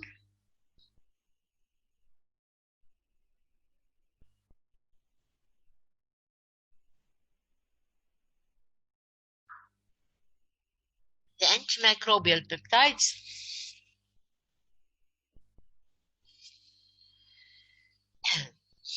which are known mainly as the defensins and the cathelideins. Vitamin D upregulates the production, بيعمل boosting the production of these two antimicrobial peptides, ودولت هيبتدوا يشتغلوا. هيعملوا ايه؟ It influences the gut microbiota composition, بتقلل الviral replication, بتقلل production of pro-inflammatory cytokines, فبتقلل inflammation, بتقلل gut permeability, and so on, and it increases the physical function barrier. At the same time, لما بتعمل لي upregulation لل2 antimicrobial proteins بتروح تزود لي الكيموتاكسس والاوتوفاجي والفاجولايزوزومال fusion. So it is boosting for the macrophage and for the monocyte through its function through the proteins which are present in the GIT. يبقى الفيتامين دي هيشتغل عن طريق GIT regulation of the microbiota and the production of the antimicrobial peptides, وهيروح to the blood circulation هيشتغل mainly على innate and adaptive system, so that you know the importance of vitamin D. The vitamin C is very important. برضو بيشتغل على الإنات والأدابتيف. الحقيقة أنا حاولت أجمع هنا كل اللي بيشتغلوا على الإنات والأدابتيف عشان ما تنسوش الإنات، لأن إحنا نسينا الإنات تماما ومبقاش حد بيتكلم عليه كأن ما فيش إلا الأدابتيف. الإنات هو الكور of your health. So the innate you have, it helps the neutrophil uptake, macrophage activation, natural killer cell generation, proliferation, and it has cytotoxic activity, anti-tumor activity, and on the adaptive, it works on the B lymphocytes and T lymphocytes. It helps B cell proliferation, antibody secretion, IgG, IgM, IgA, the T lymphocyte proliferation, Th1 polarization, Th17, TCL activity, and the DTH response. فهو هنا هو بيساعد الدندريتك سيل ابتيك وبيعمل البالانس سواء كان هيشغل البي او التي سيل، و on the other hand هنا بيساعد في النيوتروفيل uptake and the macrophage. So this is the vitamin C. The vitamin C and the COVID. هو الفيتامين سي في عليه شغل كتير انه هو very good for respiratory infection. So acute respiratory distress syndrome اللي هو بينتج عن السيتوكاين ستورم هو ممكن طبعا هو مش كل حاجة هتشتغل وحدها، هو الكومباينيشن بتاع كل حاجة مع بعضها وتديني سبورت لبعض.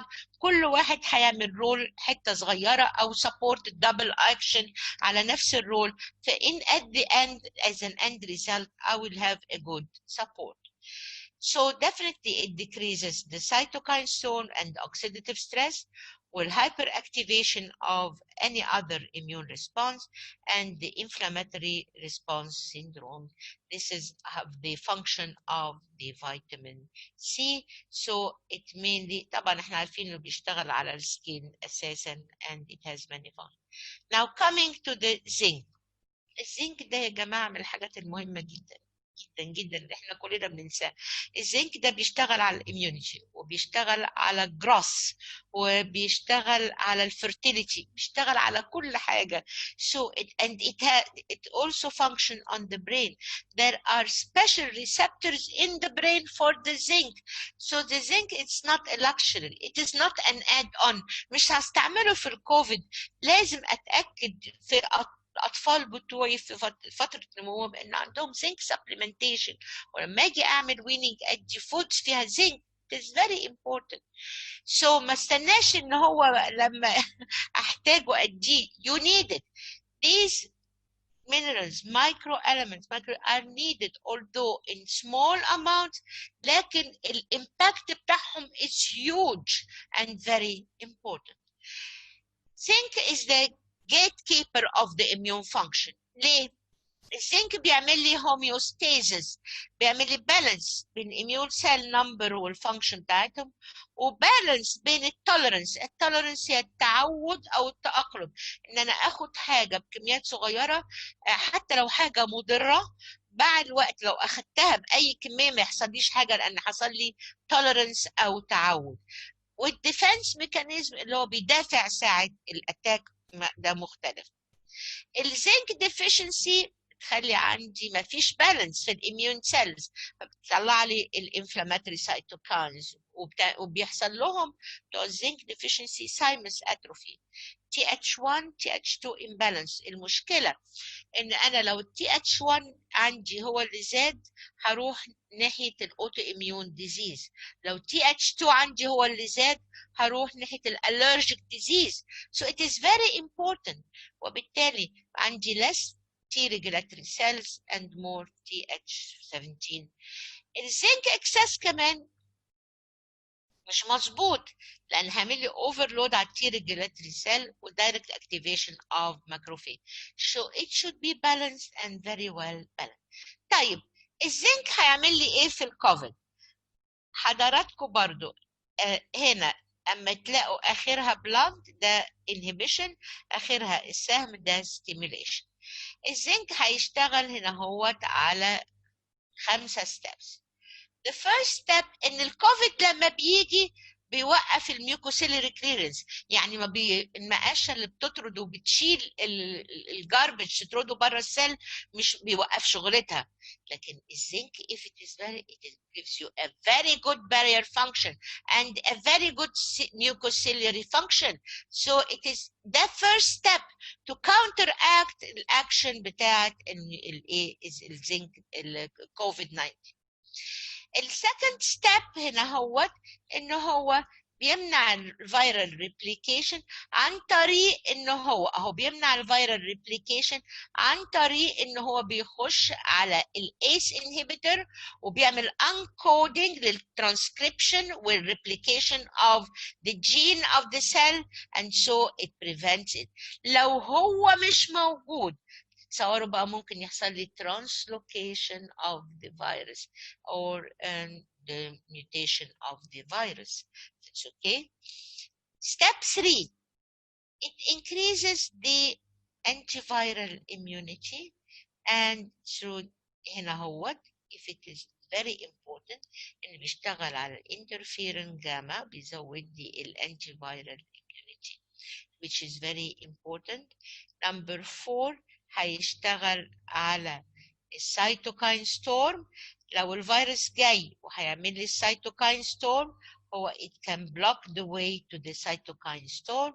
Number 5 it prevents the co-factor أو coexistence of bacterial infection، يعني ما يجيليش كمان bacterial infection مع viral infection overexposed on it to cause a severe, very serious infection. Selenium is very important and we do forget it. And you should never start your life or live your life selenium deficient. لأن السيلينيوم بيشتغل على الإنات وعلى الأدابتيف سيستم، بيشتغل على الهيومرال والسيلر بوث، بيشتغل على السيتوكاينز والماكروفاج والناتشورال كيل سيلز، بيشتغل على الأنتي بوديز والليمفوسايتس. And what happens in COVID is that the selenium is used، الفيروس بيحبه بيستعمله علشان يحصل له ريبليكيشن، والسيلينيوم هو الحاجه اللي بتعمل لي البلوكينج للاكسيديتيف ستريس وبتشيل لي الراس. اذا ما تشالش الراس ده هو الفيروس will take the upper hand and my immune system will never function properly. So it is very important ان انا اوقف الاكسيديتيف ستريس ده هو سايكل، بوقفه عن طريق ايه؟ السيلينيوم. So if I'm already deficient in selenium خلاص this will go and I lost my immune function.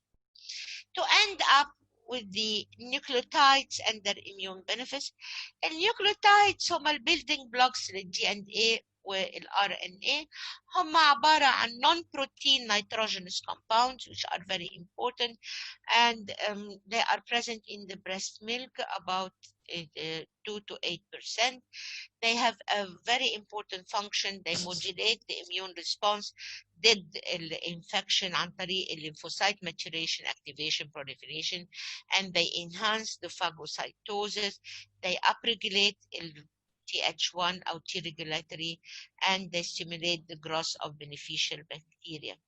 The most important message I want you to have in a nutshell today.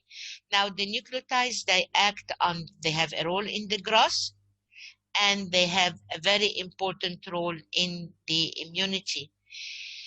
They allow the growth and maturation and development stimulation of the gut-associated lymphoid tissue. They give you a better intestinal microbiota, the good microbiota. They enhance the immune system development, فبتزود resistance to infection, and accordingly it has a strong anti-inflammatory capability and long-term effects on the immune or atopic. The three together, three functions, they affect very important function, which is the immune function of the body. The nucleotides also passing by, they have a role، لها رول على الجروث النمو ولها رول على البرين، بس للأسف الصورة بتاعت البرين مش عارفة طارت راحت فين، هو البرين طار عامة من كتر الويبينارز ما بقاش في برين. So has three functions on the immune system. النيوكليوتايدز بتشتغل على الانيت وعلى الاكوايرد. والانيت بيشتغل على الانترلوكين اهيت and it stimulates the TH1 بتعمل لها upregulation لل TH1 and it prevents allergic disease and بتشتغل على الacquired immunity and when you have the antigen exposure look to the T and memory effector cell and the memory cell. You will see here what happens also that the innate immunity boosts the acquired immunity. هو بيشتغل على الاثنين سيستم بطريقتين عن طريق الانيت والانيت تشغل الاكوايرد او دايركتلي الانيت والاكوايرد. And this was my last slide. I hope ان انا ما طولتش عليكم. الحقيقه بحب قوي كلمه وينستون تشرشل. There is no better investment for any community than putting milk into baby's mouth. وطبعا the better it is, the good choice of the formula, then you have put something nice into the mouth, the GIT, the immune system of your babies. And thank you very much. Thank you, Professor Sanaa. طبعا very informative و updated و very interesting presentation as usual. دكتور سناء يعني رائعة بجد، وشكرا جدا على وجود حضرتك معانا وعلى الخبرة الكبيرة دي وعلى البرزنتيشن الرائعة. دكتور شريف. So thank you, Professor Dr. Sanaa, for that extraordinarily detailed presentation on immunity. I want to thank you for giving us your time today to help educate and inform all the participants on the importance of immunity, especially as everyone struggles to deal with this pandemic. So thank you again for your time with us today. Thank you very much, Dr. Sharif. It was a pleasure meeting you. I hope we can meet face to face soon. Inshallah. Inshallah. Now we will move directly to the question and answer session. Okay. بنبدأ بسؤال دكتور. The first question for Dr. Sharif from Dr. Nagi Shuha from Alexandria to Dr. Sharif. He told us you stressed on the importance of healthy microbiome for a better immune response, especially those days. Allow me to add the necessity of reducing prescriptions of antibiotics for its deleterious effects on the gut microbiome, unless really indicate, and thank you. Dr. Nagi, just confirm your message, Dr. Sharif, and its impact on his prescription habit. Thank you, Dr. Nagi. So, go ahead, next question. Second question for Dr. Sharif from Dr. Ahmed Elbesht. What is the difference between normal Liptomil and the Liptomil Plus and Liptomil Gold in immunity? Which is better? That's an interesting question. So in Egypt, we have Liptomil Plus. In Libya, we have both Liptomil Plus and Liptomil Gold. So for all of our attendees in Egypt, Liptomil Gold has recently been approved only this month in Egypt and will be available late this year. Liptomil Gold is made with milk fat as a base, and so it has the palmitic acid in the SN2 position, and it has a beta palmitate component, along with encapsulated DHA, encapsulated iron, encapsulated copper, and alpha lactalbumin as part of the whey protein concentrate formulation. So Liptomil Gold is the next iteration of the infant formula. In terms of immunity, Liptomil Plus has the same immune enhancing nutrients as Liptomil Gold. The key difference with Liptomil Gold and Liptomil Plus is the inclusion of beta palmitate and alpha lactalbumin, which are not components necessary to enhance immunity in the COVID environment, and they match the same ingredients in both products. So for immunity, either the plus or the gold are the same.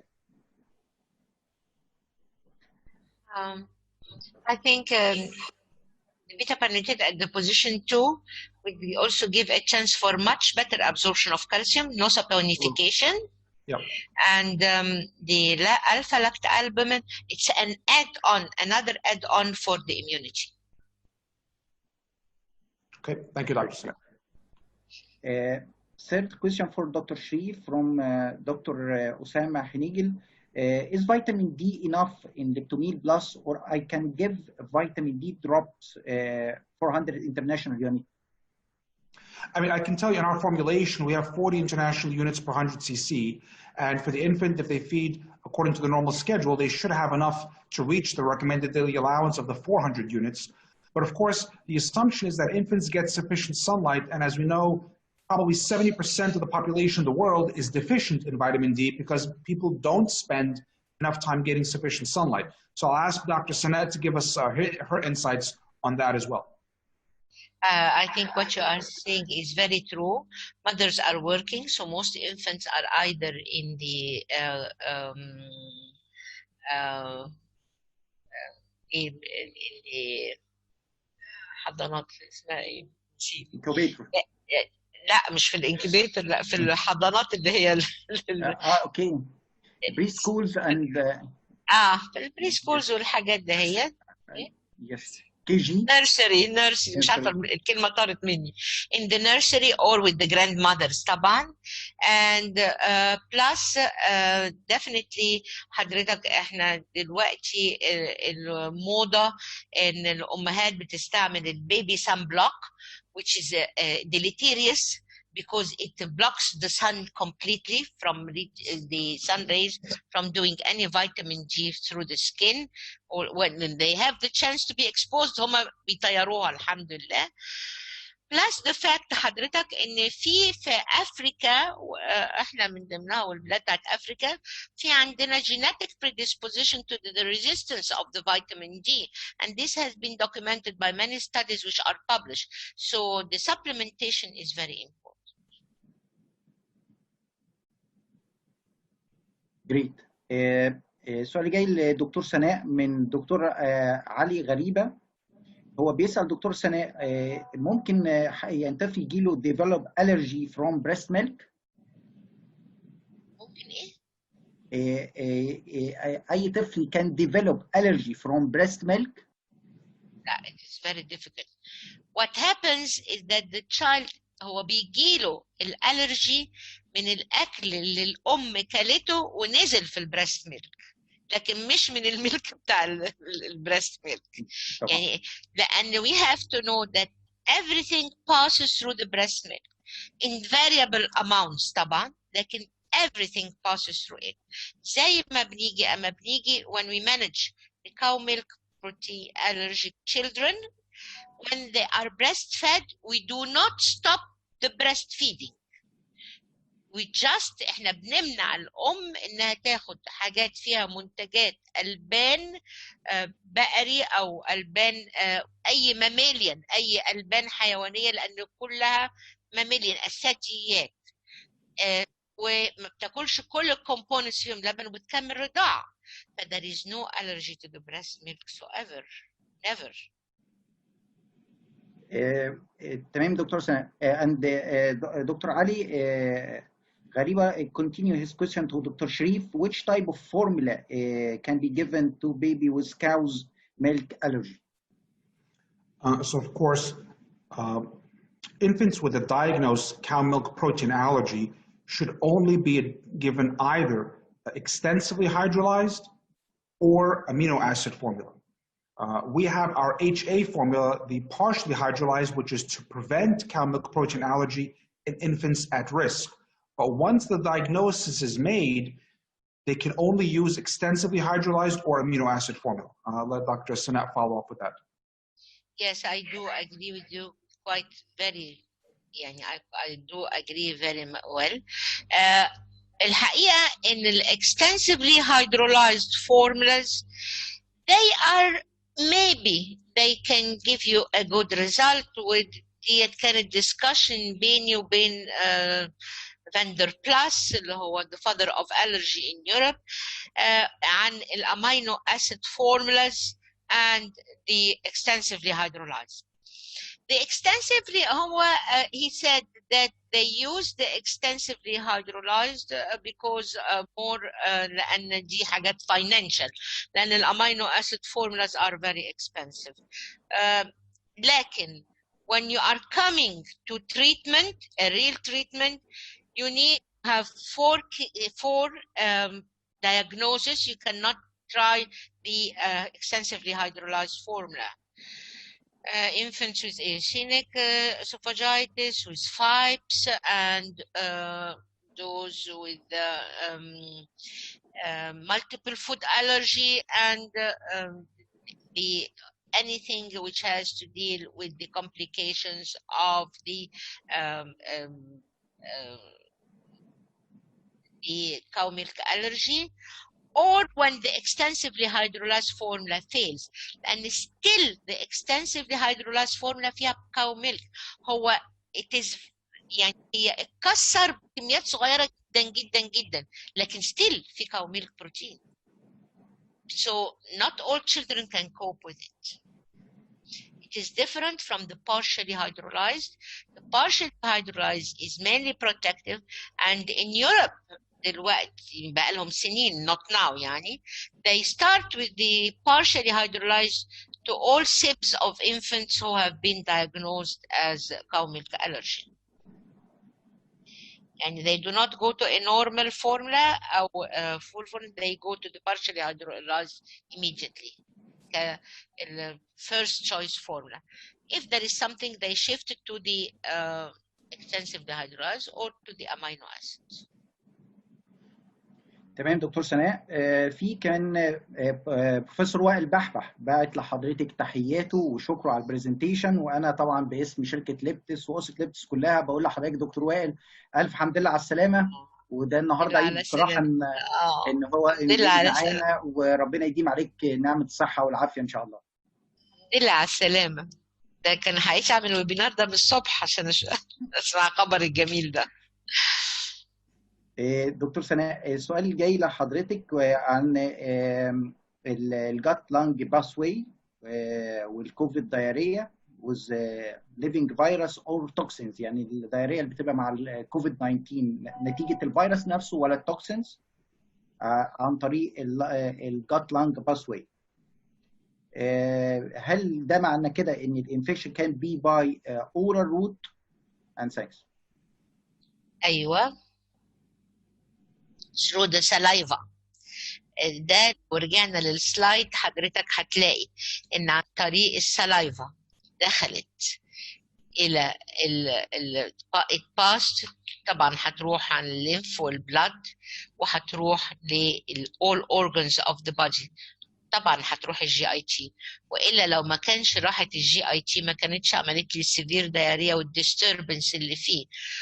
والجي اي تي هو اللي بيبتدي لي سايتوكاين ستورم عشان حضراتكم تبقوا عارفين، مش اللنج اللي بتبتدي السايتوكاين ستورم. السايتوكاين ستورم بتبتدي من الجي اي تي من الامبالانس بتاع النيوتريشن اللي جوه الجي اي تي والديسبايوزس.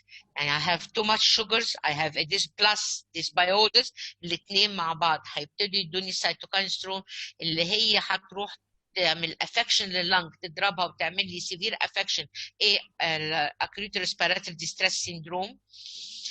لو ابتدت عن طريق اللنج it can affect the GIT. But those who presented with diarrhea they had the worst prognosis. الناس it is documented في الستاديز الجديدة، الناس اللي جالهم إسهال مع الكوفيد كان عندهم أسوأ بروجنوزس. الناس اللي ما جالهمش إلا اللي هو بقى ابتدى بالجي اي تي فعلا، لما الناس اللي ابتدى في التشست طبعا ممكن ياخد الجي اي تي وممكن لا، حسب، لان انا زي ما وريت في السلايد it is bi-directional والعلاقه بينهم عن طريق البلاد والليمف and accordingly it can go، ممكن تبقى في bi-directional او ما فيش. اللung usually they are better than when they have the GIT also affected. عن طريق السلايفا بيجي ايه اللي الدايريا فيها، التوكسينز ولا الفيروس. ما فصلوا التوكسينز في الستورز بتاعت البيشنتس فإت از ذا فيروس، وطبعا بيعمل فيريميا وتوكسيميا يعني. تمام دكتور سناء. في سؤال كمان عن risk factors of impaired microbiota. Too many risk factors. يعني ايه اللي بيسببها؟ Yes. هي nutrition excessive abuse of antibiotics. أي حاجة not properly put into the GIT affects your microbiota and leads to dysbiosis. Drinking too much sugars, eating too much fat, high fat. عشان كده احنا بنقول دايما ان الميكروبيوتا بتاعت obese people, it is totally different and is much worse than the microbiota of the lean people الرفيعين. بتبقى الميكروبيوتا بتاعتهم احسن. علشان كده الاوبيز هم اكثر عرضه للديابيتس والميتابوليك ديس اوردرز، هايبرتنشن، هايبركوليستريميا. كل ده جاي منين؟ جاي من الميكروبيوتا اللي بايظه. So the highest risk factor for the microbiota هم اتنين: الابيوز اوف antibiotics لاني بغيرها، بس even بعد ما بستعمل الانتيبيوتيك بتاخد فتره طويله جدا، بتاخد 3 months عشان ترجع للنورمال تاني. لكن الفود بقى النيوتريشن اللي هي continuous مش الانتيبيوتيك for a limited time you stop yet non-stop harming وخلاص وانتهى الموضوع. دكتور سناء، في سؤال من دكتور أحمد البشتي من ليبيا يسأل عن الرول of good nutrition in preventing IBD especially after increase in the world.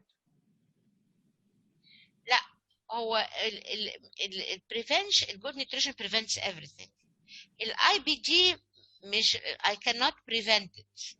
good nutrition هو من good nutrition يعني preventive فيها very limited. لكن I can manage him with the special nutrition مش good nutrition. دول categories لهم very special nutrition, very special products they live on it, or beside the treatment. يعني هي دول بيبقى لهم بروتوكولات معينة في الأكل. لكن أنا عشان أمنع أي ديزيز أنا أدي جود نيوتريشن من الأول، لكن في حاجات خارجة عن إرادتي بتيجي. autoimmune disease, inflammatory bowel disease, ulcerative colitis, Crohn's، دي حاجات مش سببها نيوتريشن قوي، إلا إذا لقوا بقى في يوم من الأيام لسه ممكن. بس usually طبعا دول بيبقى عندهم disturbed microbiota مفيش نقاش. لكن لأن كمان هما بيستعملوا steroids، بيستعملوا أوقات بيوصلوا immune suppressants، يعني it is different. So they have عشان كده a very special nutrition to support them في رحلة العلاج ورحلة المرض. آخر سؤال من دكتور رمضان بايو من ليبيا. What is the role of multivitamin and folic acid supplementation to baby receiving Liptomil Plus? So the multivitamins that are included in the formulation are those that meet the global guidelines. And we've ensured that we have the proper quantities according to the recommended daily allowances, as well as of the trace elements to support healthy growth and nutrition, which is even more crucial in the pandemic era. And I'll let Dr. Sanaa give us her opinion as well. زنقني دكتور شريف. Well, eventually الفورمولاز الصح بتحط النسب الصح عشان ما يحصلش اوفر من حاجه. لان في ناس في امهات بتدي فورمولا طول النهار ما بتوكلش. So it is to be balanced. So they have to balance their ingredients to avoid ان يخشوا في اي وقت من الاوقات في الاوفر دوزز او اي حاجه. لكن لما بستعمل يعني هي الفورمولا is formulated انها it is good as وجبة متكاملة في هذه في الساعة في الوقت اللي باخده فيها. هل أنا بكمل بقى وجبات متكاملة تانية ولا ما بكملش؟ هل أنا بدي فيتامين سبلمنتيشن أو لا؟ هي alone في in this feed, it is very proper. He received everything he needs, not less, not more. Are you speaking before weaning or after weaning? It is totally different. لو أنا بتكلم في before weaning the first 6 months وبياخد الفورمولا على طول, he is supplemented okay, except for the vitamin D you should add, خلاص it's okay.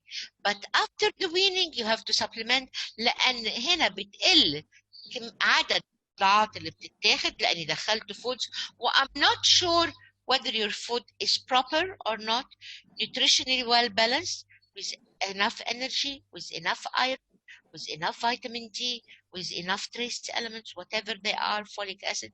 So here you need to supplement. Thank you, Professor Sanaa. دلوقتي we will move to our last session, Leptomil Plus Interactive Quiz.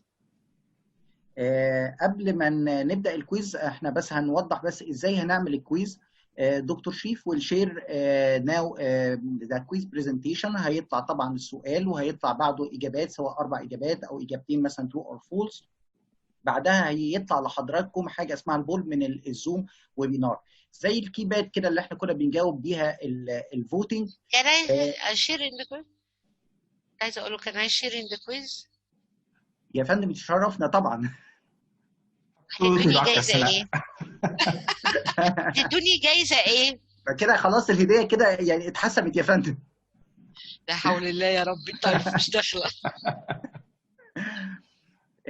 فطبعا بيطلع قدام حضراتكم زي ويندو كده فيها السؤال وفيها الاجابات المطلوبه. تقدروا حضراتكم سواء عن طريق اللابتوب من الماوس او من الموبايل انه تضغطوا على رقم الاجابه الصحيحه وبعد كده بتعملوا سبميت.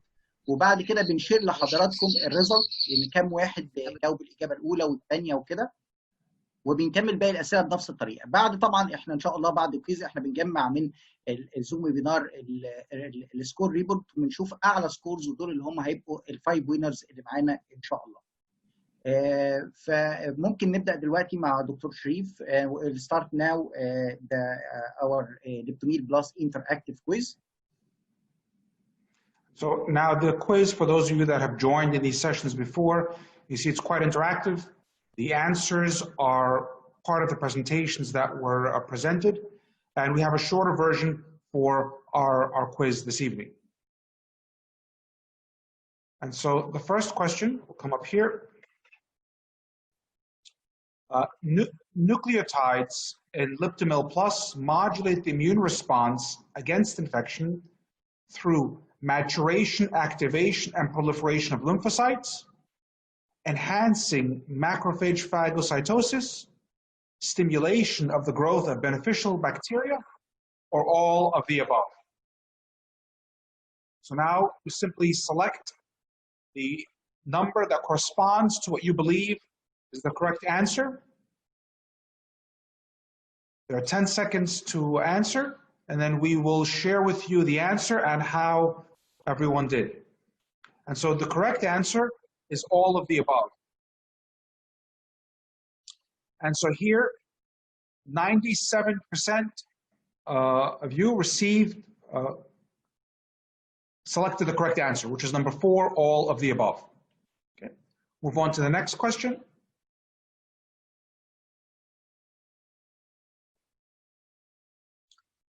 Leptomil Plus is fortified with GOS, the prebiotic, which maintains a healthy gut microbiome, is essential for the balanced immune response, increases plasma levels of anti-inflammatory cytokine and interleukin-10, or all of the above, and vote. So now select the number that corresponds to the correct answer.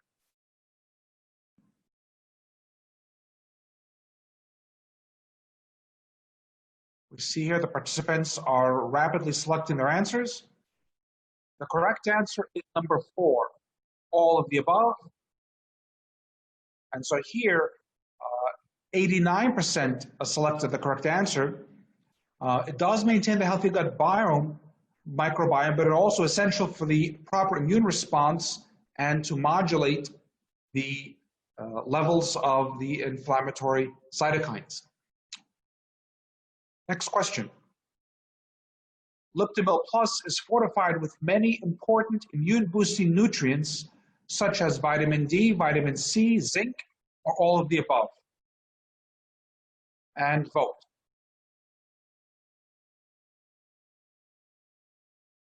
So everyone's voting faster now. Everyone's getting the hang of it. The correct answer, of course, is all of the above. This time, 99%, more than 99%, selected the correct answer. 160 out of 162. Next question. Liptomil Plus contains zinc, which possesses several antiviral effects for the prophylaxis and treatment of COVID-19 infection. That is either true or false. And vote.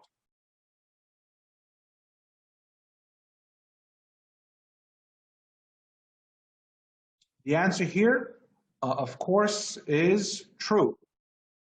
And here, 98% selected the correct answer. Zinc does possess several antiviral effects for prophylaxis and treatment of COVID-19.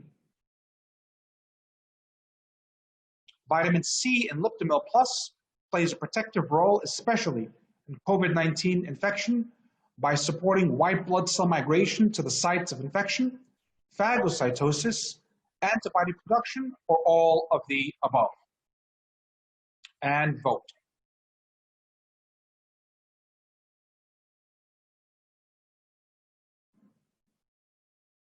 We have a few more seconds.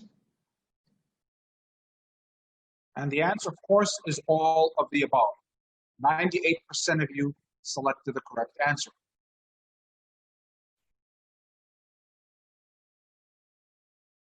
Liptomil Plus is fortified with DHA, the omega-3 fatty acid, which supports the resolution of inflammation in COVID-19 patients and healing of the respiratory tract. Is that true or false? And vote. Liptomil Plus is fortified with DHA, which supports the resolution of inflammation of COVID-19 and helps respiratory tract healing. The answer there, of course, is true. And 98% of you got that answer correct. I think this is now our last question coming up here. This was actually our last question. So we will tabulate all the answers that were submitted, who got the correct answers, and then of those that have the correct answers, who are the fastest five people that selected the answers, and those will be the winners of our digital thermometer prizes for today's session. طبعا احنا ان شاء الله الوينرز هنعلنهم على ليبتس نيوتريشن فيسبوك جروبس، وتيم ليبتس نيوتريشن هيبلغ حضراتكم الوينرز وهيوصل لكم الهدايا. مرة تانية في نهاية اور ويبينار أنا بشكر أستاذتنا الكبيرة بروفيسور سناء يوسف على وجودها معانا وعلى يعني مشاركتنا خبرتها الكبيرة وعلى الفيري انترستنج والابديتد برزنتيشن اللي قدمتها. بشكر طبعا كل حضراتكم وكل اللي كانوا موجودين معانا وشاركوا معانا في الويبينار النهارده والحضور الكبير اللي كان معانا في تاني ويبينار لينا في نيوتريشن اند اميونيتي. بطلب وبدعوكم كلكم تشاركوا معانا وتو جوين ليبتس نيوتريشن فيسبوك جروبس to find our upcoming webinars announcement and recorded sessions، عشان لو حد فاتته السيشن ممكن يتابع الريكورد عن طريق الفيسبوك جروب. وكمان بيبقى احنا دايما بنبقى بنتواصل عن طريقها برضو لو في اي اخبار جديده عندنا. وبدعوكم طبعا to join our upcoming Leptis Nutrition webinars. دكتور سناء تحبي تفضلي تقولي حاجه؟ أنا عايزة أشكر الجميع على صبرهم إن قعدوا معايا وقت طويل، وبشكر دكتور شريف وبشكر كل التيم بتاع ليبتس، الحقيقة تعبتهم معايا. و thank you for the audience and I hope إن هي it was beneficial وإن يعني I added something to them، وإن شاء الله تبقى علم ينتفع به. إن شاء الله طبعا دكتور سناء. Thank you, Dr. Sanaa, for that wonderful presentation. Thank you for taking your time to join us today. We were honored to have you as our guest speaker for today's session. I know that everyone found these sessions quite valuable and instructive. To all of our participants, we hope that you all stay safe and healthy. Thank you for joining us for this session. We will have future sessions on the Liptomil Gold, the next version of our infant formula. And as Dr. had mentioned, we have other webinars that are constantly being scheduled, those specific also to our pharmaceutical portfolio, where we have our drugs that are used for the treatment of COVID patients, particularly Vaxado, our rivaroxaban brand used to prevent coagulations. It's an anticoagulant. It's indicated specifically for the COVID-19 patients who are in this hypercoagulable state, along with our other portfolio of metabolic disease products that are in other sessions. So thank you once again for joining us. We hope you all stay safe and healthy. Thank you very much. Professor Sanaa. Hope we meet soon, Dr. Sharif. Inshallah. كمان الشهادات ان شاء الله certificate of attendance هتتبعت لحضراتكم السوفت كابيز على الايميل، وهيتابعوها برضو تيم ليبتس نيوتريشن مع حضراتكم. شكرا لحضراتكم مره ثانيه، ولحد ما نتقابل على خير ان شاء الله. stay safe وكل سنه وحضراتكم طيبين. السلام عليكم.